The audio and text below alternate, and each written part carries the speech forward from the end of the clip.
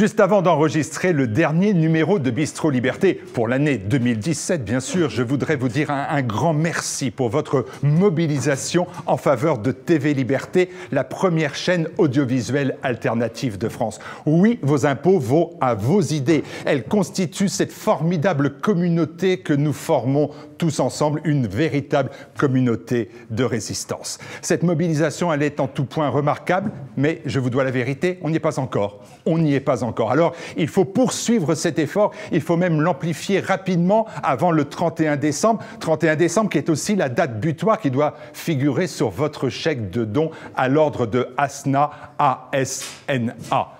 Je vous l'ai déjà dit, pour nous, votre don, c'est vital. Pour vous, eh bien, c'est l'assurance, une assurance forte de pouvoir mettre vos idées à l'abri pour l'année 2018. Alors, dans cette dernière ligne droite, je compte sur vous encore et encore. Bonne fête à tous.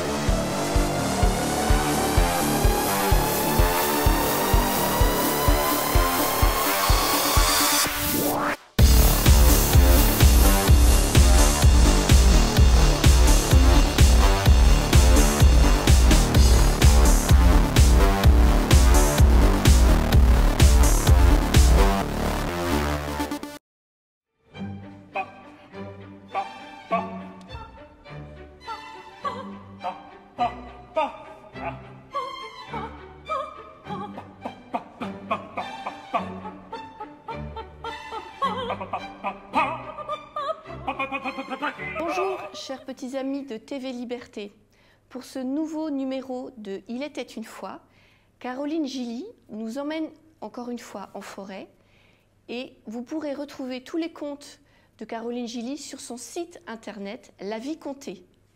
Et pour ce nouveau conte, eh bien, il faut être très attentif, tendez bien l'oreille.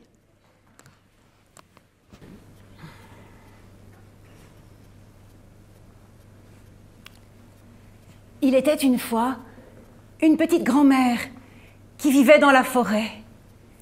Une petite maison dans la clairière. Derrière sa maison, la petite grand-mère avait un jardin potager dans lequel elle faisait pousser carottes, pommes de terre, poireaux, tomates, tout ce qu'il fallait pour faire une bonne soupe. La petite grand-mère, tous les matins, allait ramasser ses légumes. Mais tous les matins, la petite grand-mère était bien déçue. Dans les allées de son potager, des traces de pattes, des traces de sabots. C'étaient les animaux de la forêt qui étaient venus pendant la nuit. Des lapins, des sangliers. Ils avaient tout détruit, abîmé les légumes, mangé les carottes.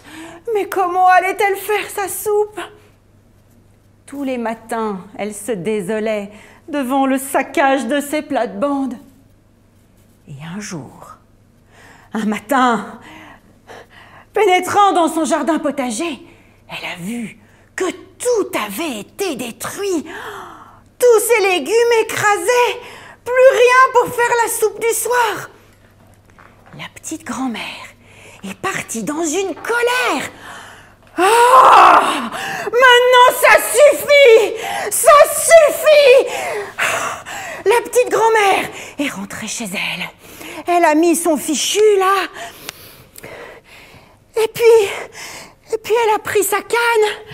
Et puis la petite grand-mère, elle a décidé de partir dans la forêt. De partir loin. Elle a pris le chemin. Elle était en colère, la petite grand-mère. En colère. Et elle a marché. Elle a marché loin, loin dans la forêt. Elle est arrivée dans une autre clairière. Là, elle était toujours très en colère. Elle a mis ses mains en porte-voix et elle a crié « Laissez-moi tranquille! Les animaux de la forêt, laissez-moi tranquille !» Et elle criait aux quatre coins de l'horizon, à quatre coins de la forêt. Elle criait « Laissez-moi tranquille! Vous avez toute la forêt pour vous! Ne venez pas dans mon jardin! Laissez mes légumes !» Et la grand-mère, elle a crié. Bah, à la fin, sa colère était tombée. Simplement, elle restait toute triste. Elle est rentrée chez elle. Elle a repris le chemin. La route était longue et fatigante.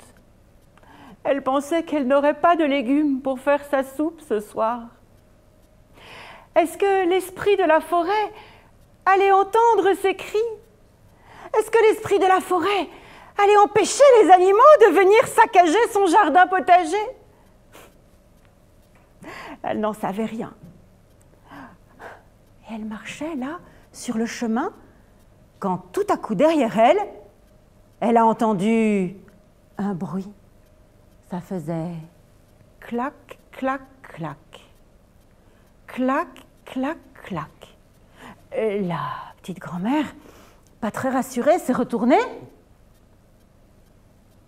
Elle n'a rien vu, il n'y avait rien sur le chemin, et pourtant elle était sûre. Elle a repris la route, mais elle tendait l'oreille.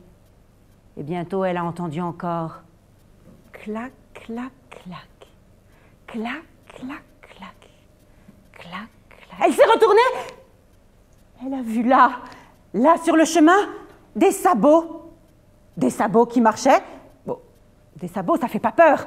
Mais des sabots qui marchent tout seuls. Là, la petite grand-mère, elle a fait semblant de ne rien avoir vu. Elle a hâté le pas. Mais dans son dos, ça faisait toujours clac, clac, clac. Clac, clac, clac. Et puis, après quelques pas, il y a eu un nouveau bruit. En plus du clac, clac, il y avait un bruit qui faisait zwing, zwing, zwing. Zwing, zwing, zwing. Clap, clap, clap. Zwing, zwing, zwing. Clap, clap, clap. Zwing, zwing, zwing. Alors elle s'est retournée. Elle a vu. C'était un pantalon. Un pantalon, ça ne fait pas peur. Mais un pantalon qui marche tout seul. La grand-mère, elle a fait semblant de ne rien avoir vu. Elle a repris le chemin. Elle marchait un peu plus vite. Mais dans son dos, elle entendait clap, clap, clap. Zwing, zwing, zwing. Clap, clap, clap. Zwing, zwing, zwing. Et puis elle a entendu un nouveau bruit. Là, elle a entendu quelque chose qui faisait sout, sout, sout. La grand-mère était de moins en moins rassurée. Qu'est-ce que c'était que ce bruit-là derrière elle? Clap, clap, clap. Zwing, zwing, zwing. Elle s'est retournée. Elle avait une chemise toute blanche. On aurait dit un fantôme. Une chemise, ça fait pas peur, mais une chemise qui vole comme ça dans les airs. Et ça faisait clap, clap, clap. Zwing, zwing, zwing. La grand-mère, elle faisait semblant de n'avoir rien vu et elle continuait. Elle marchait le plus vite possible, presque. Elle courait si elle avait pu. Et derrière elle, elle a entendu un nouveau bruit. En plus du clap, clap, clap. Zwing, zwing, zwing. Elle a entendu... Qu'est-ce que c'était? Clap, clap, clap. Zwing, zwing, zwing. Elle s'est retournée. Ah! Une paire de gants. Des gants, ça fait pas peur. On en met l'hiver. Mais des gants qui applaudissent tout seuls. Oh, la grand-mère, si elle avait pu, elle aurait volé jusque chez elle. Elle avait très très peur. Elle entendait derrière elle tous ces bruits qui faisaient clap, clap, clap. Zwing, zwing, zwing. Et sur le chemin, là, au milieu de la forêt, elle a entendu une voix qui disait « Enchanté, enchanté, enchanté ». La petite grand-mère s'est retournée. Mais qui est-ce qui parlait, là? Elle a vu un chapeau qui se soulevait tout seul. Le chapeau, ça fait pas peur, un chapeau de paille. Elle en avait, elle aussi, pour l'été. Mais le chapeau, là, il la saluait et il disait « Enchanté, enchanté, enchanté ».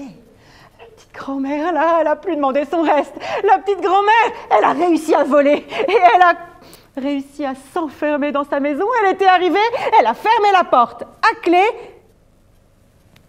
Elle a tendu l'oreille pour écouter.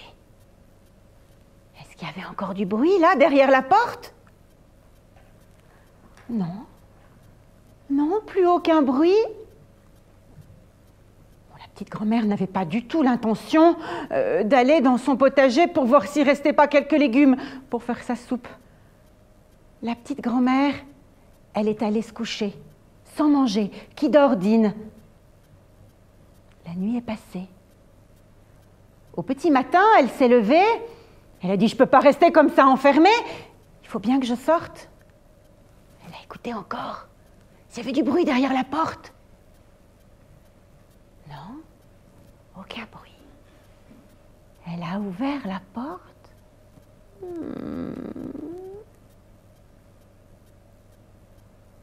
Rien dehors. Alors, elle s'est aventurée jusque dans son jardin potager. Et là, pas une seule trace de pattes, pas une seule trace de sabot. Et là, au milieu des plates-bandes, un épouvantail qui faisait clap, clap, clap, zwing, zwing, zwing.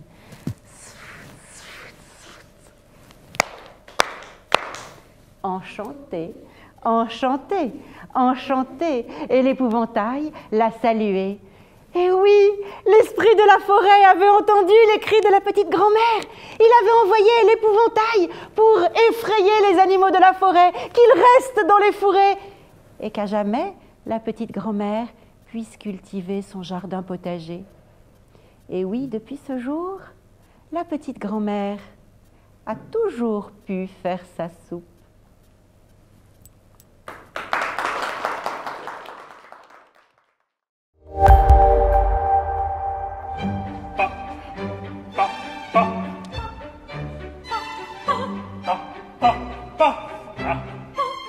Chers petits amis de TV Liberté, nous continuons notre promenade et en musique.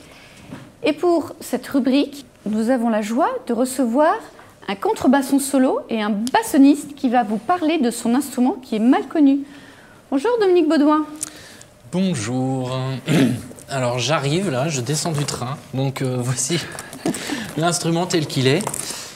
Et ça me paraît intéressant de voir le fonctionnement de l'appareil. J'ai triché. J'ai déjà sorti la cordelière, qui me permet de le porter, parce que c'est pas un instrument léger. Donc, allons-y, c'est parti. Ouvrons la boîte magique. Vous allez vite comprendre pourquoi il y a plein de parties à l'intérieur. La première partie, la voici, qu'on va avec un système de culasse au fond. Ensuite, nous avons deux branches. La grande branche, qui est ici, qui va ici.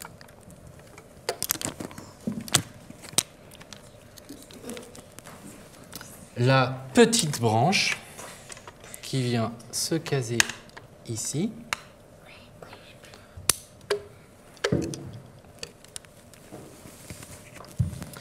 Alors, est-ce que quelqu'un sait ici ce qu'est un basson? Non. À quelle famille appartient le basson? À la famille. À la famille des bois. Ça tombe bien. Et la famille des bois, c'est une sous-famille de quelle famille dans l'orchestre? Ah, j'ai oublié, pendant que j'y suis. Ça s'appelle le bonnet. Et pas le pavillon. Alors, dans l'orchestre, on a combien de familles?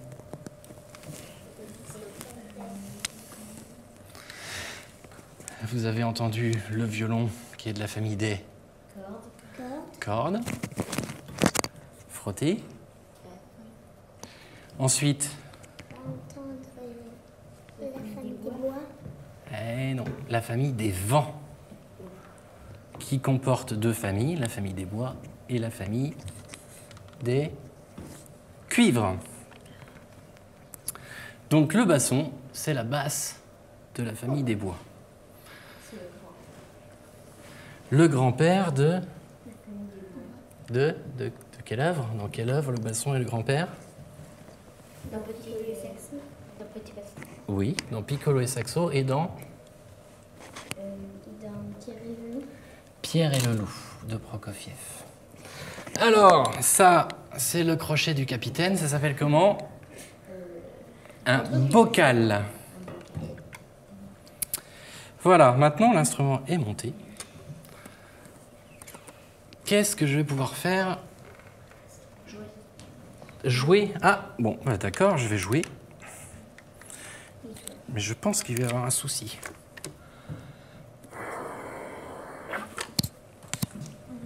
Alors, Quelque chose. il manque quelque chose.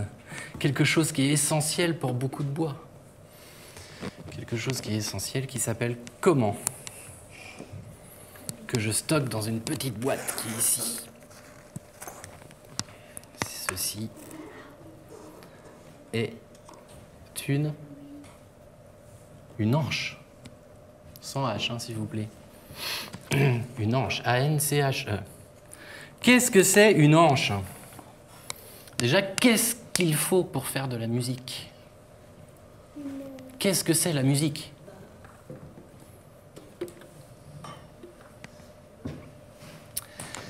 Pour faire de la musique, j'ai besoin, pour émettre un son c'est quoi? Qu'est-ce qu'un son? Tiens, voilà. C'est du bruit. Un son, dans le sens physique du terme, c'est une vibration. Si je souffle dans mon instrument comme ça, il n'y a aucune vibration. C'est pour ça que j'ai besoin de cette anche qui est composée de deux lamelles de roseau l'une sur l'autre. Je ne sais pas si on voit bien.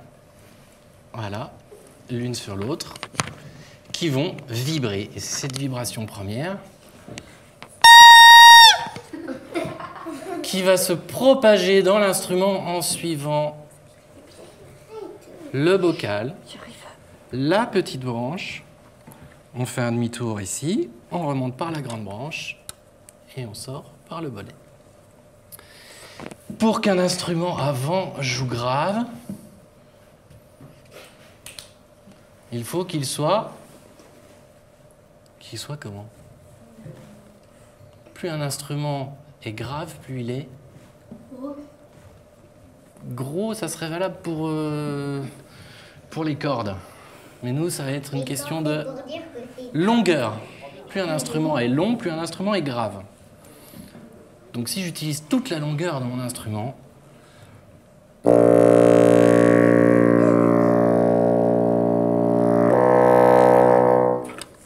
j'obtiens un son grave. Si je ne ferme aucun trou de cet instrument, j'obtiens un son qui est, on va dire, médium. Et ensuite, pour aller chercher des notes plus aiguës, je vais utiliser ce qu'on appelle les harmoniques de l'instrument.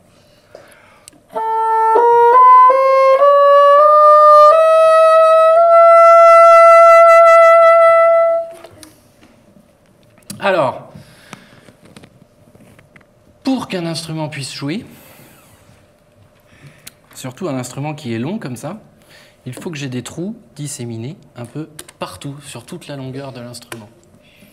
Et c'est en ouvrant et en fermant ces trous que je vais pouvoir faire des notes. Pour ça, j'ai besoin de ce qu'on appelle des clés. Voilà, ça c'est une clé, rien à voir avec la porte, rien à voir avec la serrure. Ce sont des clés, ce sont des rallonges métalliques qui sont fixées sur l'instrument et qui me permettent d'aller boucher un trou qui est très éloigné de ma main. Le basson est l'instrument qui utilise le plus la main gauche. Pourquoi? Parce que de ce côté-là, vous avez 9 clés, oui c'est ça, et de l'autre, vous avez essentiellement 3 trous et des clés. Il y a aussi des clés à la main gauche, mais moins, voilà, qui sont aussi utilisées. Alors le basson, si vous ouvrez un dictionnaire, vous allez trouver cette définition, est un aérophage à hanche double. Aérophage, un instrument où on Souffle. souffle. Voilà. Vous savez ce qu'est une hanche double, vous savez ce qu'est un basson, maintenant, à peu près. J'ai plus besoin de ça, donc on ferme la boutique. Et on va essayer de jouer quelques petites pièces. Donc tout à l'heure, vous me citiez quoi? Vous me citiez Pierre et le loup? Donc Pierre et le loup, le grand-père, ça fait... Musique.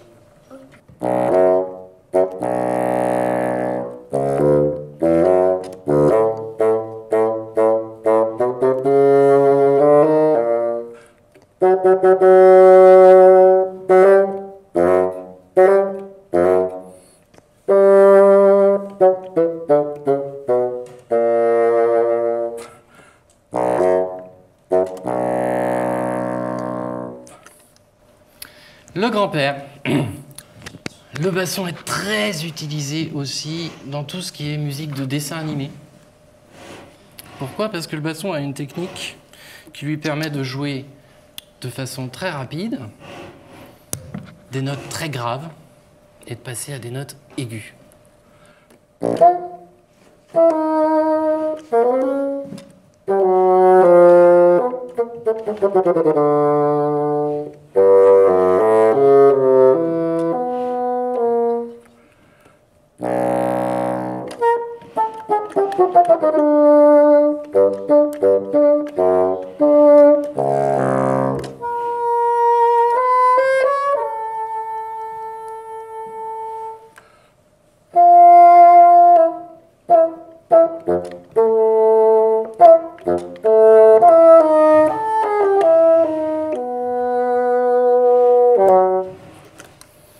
Donc je peux jouer des notes graves et des notes très aiguës. La tessiture du basson, c'est 3 octaves et demi. Du si bémol grave sous la portée de la clé de fa, au mi en haut de la clé de sol. On peut monter après, mais c'est un peu plus hasardeux. Voilà, on a fait le tour. Maintenant, on va jouer quelques petites choses. Alors, son très célèbre, le concerto de Mozart. Tout le monde connaît ça.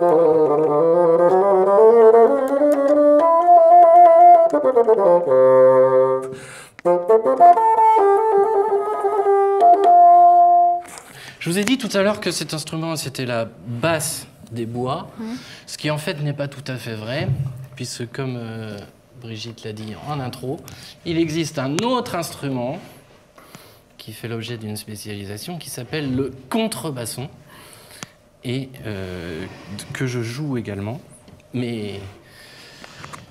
Difficile à transporter. Un peu plus difficile à transporter, un peu plus lourd. C'est pour ça qu'on le joue assis. Il est tenu sur une pique et qui a la particularité de jouer une octave en dessous et qui correspond au véritable cesse-pied des bois. Cet instrument, pour jouer une octave en dessous, on va dire que là, sur les à peu près 3 mètres de tuyau, on en rajoute presque 3 aussi, pour pouvoir avoir une octave dessous. Alors, je vais vous jouer quelques petits airs qui sont encore connus au basson, comme celui-là.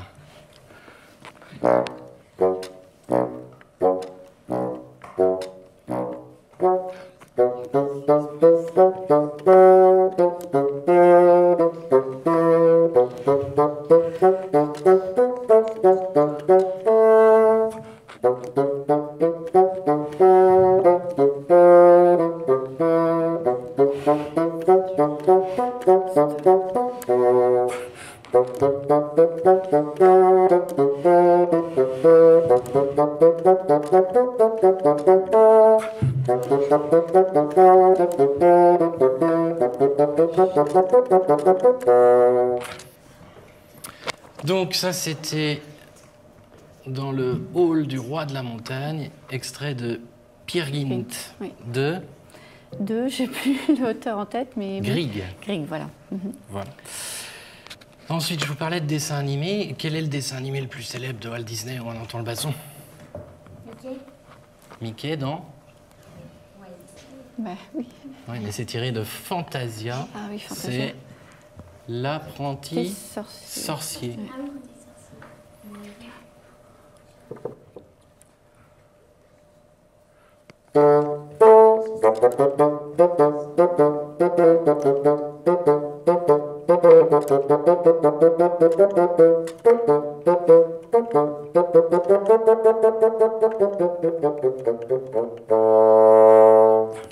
À peu près, hein. C'est pas la bonne tonalité, tu vas me dire. Bah tant pis. j'aime bien le début. C'est vrai?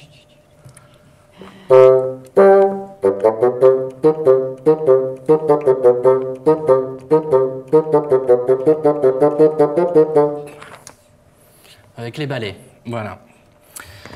Que dire d'autre pour finir sur cet instrument? Oui, ne pas le laisser entre la main de tous les enfants parce que c'est un instrument qui est extrêmement contagieux. Alors maintenant, je propose... Est-ce que tu veux essayer? T'as tort. Tu veux essayer? Alors viens, là. Hop là. On va essayer comme ça et sinon on te mettra assis. Attends, non, pas n'importe comment. Attention. C'est quand même fragile. Ta main ici, là. Ton autre main ici.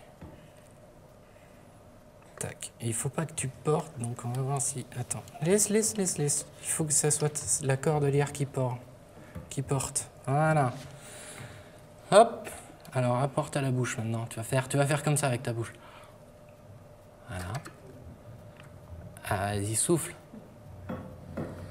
Tu vas faire te sur le bout là ici. Alors c'est un peu fort. Il faut pas que tu pinces. Il faut pas que tu pinces. Non, pas le nez. Voilà. Ça c'est le fa. Maintenant, pour faire le mi, tu vas boucher ici. Voilà. Ah, laisse-toi faire. Là.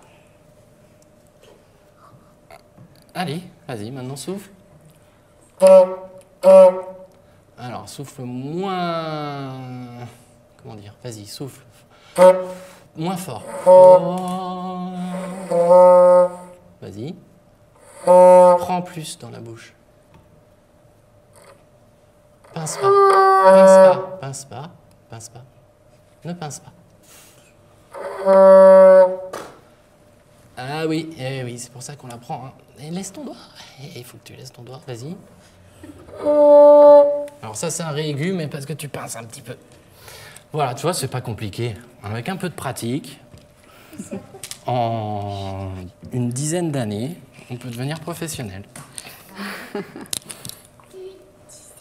Allez, on va jouer quelques notes pour conclure. On va essayer de montrer un peu toute l'étendue de l'instrument. Si j'arrive à m'en mettre.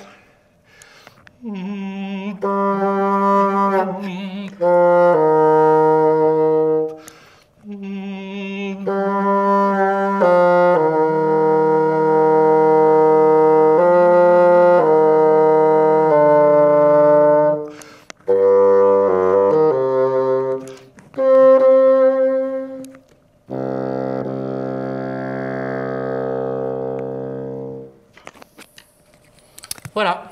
Merci Dominique. Chers amis de TV Liberté, à bientôt pour une autre rubrique.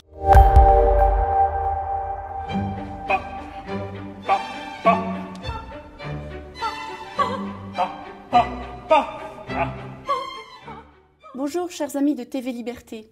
Pour cette émission, nous avons la grande joie de recevoir Jean-Luc Cherrier qui va nous présenter Pages de France.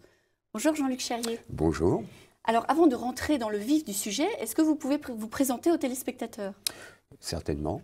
Eh bien, je suis Jean-Luc Cherrier, je suis illustrateur depuis une quarantaine d'années. Et il y a une dizaine d'années environ, j'ai décidé de fonder une maison d'édition destinée à la jeunesse pour lui proposer des activités saines et constructives autour de la foi et de la culture française. Alors, est-ce que vous pouvez nous présenter Pages de France et sa genèse?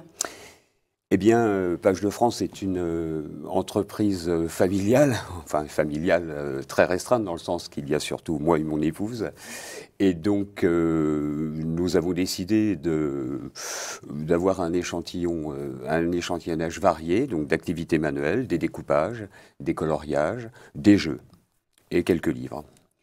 Et alors, vous attachez justement beaucoup d'importance à la famille, puisque vous dites que sur votre catalogue, il est mis, comme sur le site internet, des activités et des livres créés en famille pour la famille. C'est important ? En effet, oui, très important, en effet. Donc, créé en famille, surtout que mon épouse, qui est journaliste de profession, et surtout ma première lectrice, Oui. et c'est elle qui corrige, à l'aide de son fameux stylo rouge, tout ce que je peux écrire.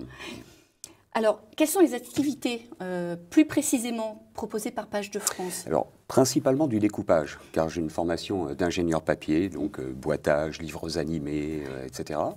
Et j'aime particulièrement tout ce qui est papier à découper. Et donc, je propose des petites maquettes pour tous les âges. Ça peut commencer à partir de 5 ans, principalement plus élaborées pour des enfants de 8 ans environ. Oui. Alors, il y a par exemple des poupées de papier à découper. Oui. Voilà, qui ont pour thème l'histoire. Ce sont des reproductions de costumes réels. Oui, Voilà. alors c'est très joli. Voilà, donc il y a 3 époques. Nous avons commencé par Louis XV, ensuite la cour du duc de Berry, inspirée des enluminures des frères de Limbourg.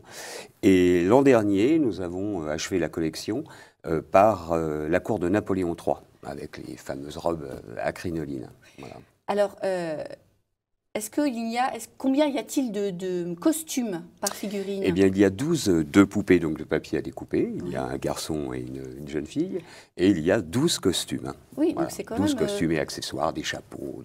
Voilà. C'est quand Et même il y a fourni. aussi le fiche éducative, donc, qui présente un petit peu, d'une part, comment vivaient les enfants aux époques concernées, et d'autre part, un historique sur le costume, parce qu'il y a énormément de bizarreries à ce sujet.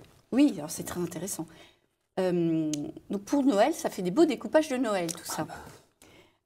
Alors en objet, vous proposez le collier du Saint-Esprit. Oui, alors bon, j'ai toujours des idées un petit peu farfelues, mais qui cherchent toujours à intéresser les jeunes gens sur l'histoire, surtout le passé historique de la France. Et je me suis intéressé à la phaléristique, qui est la science des décorations. Voilà, ça c'est un mot nouveau Voilà. que je ne connaissais pas. Et Phaléristique. la phaléristique, en effet, ça vient des phalaires, les fameuses décorations que les légionnaires romains portaient sur leur cuirasse. Et donc, j'ai eu l'idée de faire un découpage qui représente le fameux collier de l'ordre du Saint-Esprit, qui a été fondé par Henri III. Voilà, et donc, il y a là aussi une fiche éducative qui retrace l'historique de cet ordre. Voilà. Et qui a survécu quand même, la dernière fois que ce grand collier de l'ordre du Saint-Esprit a été utilisé, c'était pour le sacre de Charles X. Oui, donc c'est très pédagogique parce que vous Oui, proposez, toujours, mais en même temps toujours. vous expliquez. Absolument, voilà. Au point de vue d'histoire. Oui, il faut c'est toujours vraiment concret. à la fois que l'enfant s'amuse, mais aussi qu'il apprenne quelque chose. Voilà, Ça oui. nous semble très important. Alors, il y a également des jeux de cartes Oui. qui sont bien faits parce que finalement, vous ne proposez pas le jeu de cartes tout fait, Ah non, c'est par plaque voilà. et il faut découper les cartes. Il faut le découper, donc vous avez toujours, avec nos activités, vous avez toujours trois parties. La première, donc, c'est de façonner le jeu. La deuxième, c'est de s'en servir, de jouer avec. Et la troisième, c'est d'apprendre quelque chose. Car, par exemple, nous avons un jeu de cartes sur le sacre des rois de France, Oui, qui s'appelle il est très Vive beau. le roi. Très, très Voilà. beau. Et là encore, au cours d'une partie qui peut être assez animée, eh bien, car c'est un jeu un peu stratégique, vous voyez, eh bien, il y a quand même tout un lot de cartes qui permettent d'apprendre comment se passait le sacre des rois de France. Oui, oui, Voilà. oui. Avec les fameuses régalias. C'est ça. Voilà, qu'est-ce que c'est Alors, les régalias sont tous les objets qui étaient nécessaires au sacre des rois de France. La couronne, le sceptre, la main de justice, l'épée, la fameuse épée de Charlemagne. Oui. Voilà, donc toutes ces choses qui nous semblent, c'est le patrimoine de la France, ça nous semble extrêmement essentiel que les enfants l'apprennent dès leur plus jeune âge. Oui, oui. Et surtout en s'amusant. Oui, exactement, c'est très ludique. Et vous avez le Théoquid. Oui. Alors ça, c'est amusant, ça aussi. Voilà, alors là, celui-ci est plus chrétien, Oui. car c'est un jeu de questions et de réponses très simple sur la chrétienté. Voilà. Mais il y a deux niveaux, c'est-à-dire que les enfants peuvent jouer avec les parents. Les questions vertes sont pour les enfants, bien sûr, elles sont beaucoup plus simples. Oui. Bon, elles ont un petit peu pour thème le catéchisme. Et les questions bleues, c'est un petit peu plus pointu. Ah oui, oui. Donc c'est très complet. Alors, quand même, en cette période de Noël, on va parler d'un découpage sur la crèche de Noël que nous avons ici. Voilà, alors cette fameuse crèche de Noël est la reproduction d'un chromo de 1900. Oui. Voilà, que j'ai trouvé sur les indications d'un ami qui sait que j'ai une affection particulière pour les objets anciens et surtout les découpages anciens. Oui.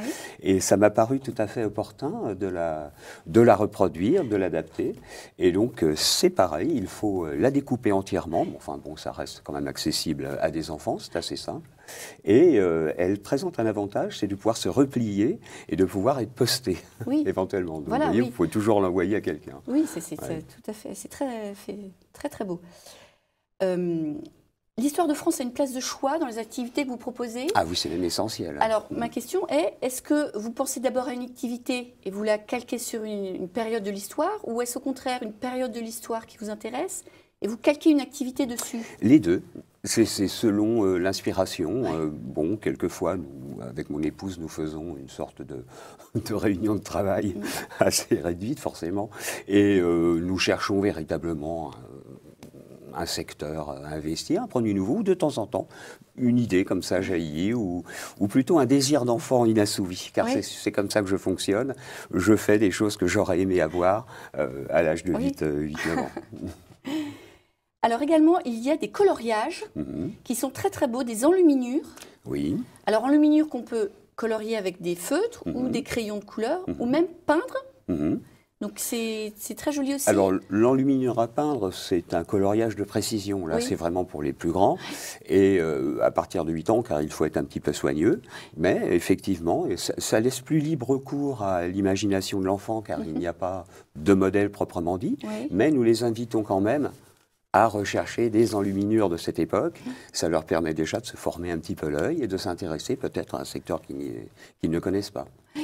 Alors, il y en a d'autres, hein, des coloriages. Vous avez Lourdes, vous avez Saint-Louis, vous avez également Jeanne d'Arc. Vraiment des personnages clés de l'histoire de France. Oui. Oui, finalement, quand on y réfléchit, nos activités reprennent très souvent les mêmes personnages emblématiques. Oui, oui. Enfin, rassurez-vous, il y en aura quand même d'autres. Mais bon, ce sont les piliers de notre histoire. Il faut quand même bien le dire. Oui, oui.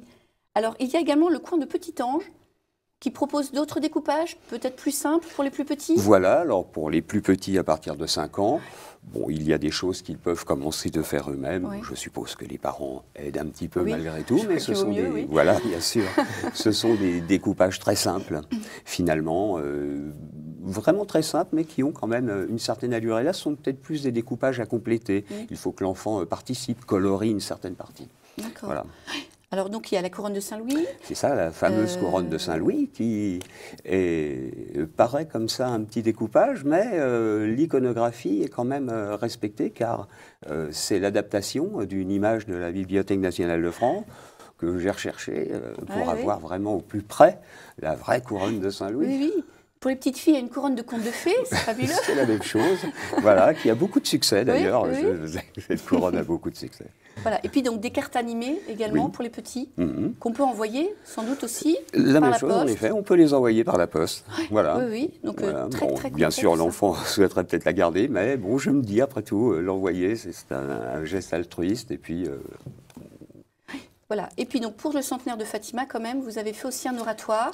Oui, alors pour le centenaire de Fatima, en effet, nous avons cherché à faire quelque chose qui à la fois se démarque des livres habituels, qui sont d'ailleurs tous très très bons, il faut le reconnaître, et bien entendu, comme notre spécialité c'est de faire de l'activité manuelle, et que j'aime par-dessus tout ce qui est découpage, j'ai eu l'idée de faire un petit oratoire, un petit oratoire privé qui se replie, et donc qui représente bien entendu l'apparition de Notre-Dame à Fatima, devant les petits pastoureaux, et nous y avons adjoint un petit livret, dans lequel on retrace l'histoire, et dans lequel il y a toutes les prières à Notre-Dame. Donc nous avons parlé du coin de Petit-Ange, et Petit-Ange, c'est un personnage que vous avez créé. En effet, en 1999, ce qui fait que maintenant, il commence à avoir un certain âge. Vénérable. Voilà, bien qu'il a la chance, lui, de rester éternellement jeune. Voilà, et donc il nous a servi aussi de support pour créer des livrets d'activités. Oui. Voilà, consacrés à la politesse, consacrés à l'ordre. Oui, oui, oui. Alors également, chaque tome renvoie à une vertu morale. C'est ça. Donc c'est vraiment pédagogique. C'est-à-dire que c'est Encore pas une juste fois. une petite histoire comme ça. Non, non. Là, on va non, parler non. de l'ordre, on va parler de la politesse, de l'attention, Absolument. de la gratitude. Absolument, oui, En oui. fonction des petites histoires. Oui, bah c'est notre but. Voilà, Oui, oui. donc nous faisons toujours des choses pédagogiques, il y a toujours un enseignement à en retirer, il y a toujours peut-être un exemple à donner. Voilà. Et je vous les conseille, chers téléspectateurs, ils sont très très bien. Et comme première lecture pour des tout jeunes lecteurs, vous avez créé Les Aventuriers du mercredi. Oui, alors là c'est pareil, il y a déjà quelques années, Oui. Les Aventuriers du mercredi, en effet, pour de jeunes lecteurs. Oui. Donc c'est un groupe d'amis de 6-7 ans qui vivent des aventures très très simples finalement, mais très amusantes. Et là encore, on peut en tirer des enseignements. Il y a des vertus, sur l'amitié, l'honneur, le partage. Et ces aventures-là se vivent au quotidien. Vraiment, on ne va pas chercher très très loin. Oui, tout à fait. Ça se passe dans le quotidien des enfants. Oui, oui. Personnage très attachant et des lectures faciles, courtes, un gros lettrage qui fait que voilà, pour des En petits effet, lecteurs, voilà. Chaque livre est composé de plusieurs chapitres qui sont autant de nouvelles qui peuvent se lire indépendamment. Voilà, oui. Mais elles se suivent. Mais si on veut en lire qu'une, dans un ordre dispersé, ce n'est pas grave. Donc, très très joli petit livre. Chers amis de TV Liberté, avant de nous quitter, je voudrais, pour certains d'entre vous qui seraient désespérés de voir ces jolies choses et de vous dire « nous avons des enfants trop grands », je vais vous présenter des romans pour adolescents à partir de 14 ans de François Villard aux éditions Arwan. Vous avez 6 romans, Le Corbeau de la Loue, La Petite Croix de Laponie, La Maudite du Maquis, L'Envolée de Verdun, Le Bouquet de Rhodia et L'Affaire Cabuc, qui sont des romans scouts dans la lignée des romans de Serge Dalins et de Jean-Louis Foncine aux éditions Signes de Piste. Il s'adresse autant aux garçons qu'aux filles, donc pour ça c'est très très bien. Et à partir de 14 ans à peu près. Je dis bien 14 ans, pas avant, parce que ça ne sert à rien de donner à des estomacs trop jeunes une nourriture qu'ils ne pourront pas digérer. Hein, c'est vraiment écrit pour des adolescents d'aujourd'hui, avec des thèmes d'aujourd'hui. Voilà. Donc je vous les conseille pour ceux qui ont des adolescents. Très souvent, on ne sait pas quoi donner à des adolescents parce qu'on manque de livres. Vous en avez là. Ils sont très très bien, je vous les conseille. Vous les trouverez, entre autres, sur Livres en famille. Voilà. Merci Jean-Luc Cherrier. Eh bien, je vous remercie de m'avoir invité. Nous n'avons pas pu présenter tout ce que vous avez dans votre catalogue. Je renvoie les téléspectateurs à votre site, pagedefrance.fr. C'est cela. Voilà, où là, vous aurez absolument tout. Des très très jolies activités, des découpages pour Noël. Merci Jean-Luc Cherrier. Merci. Chers amis de TV Liberté, à très bientôt pour une autre émission.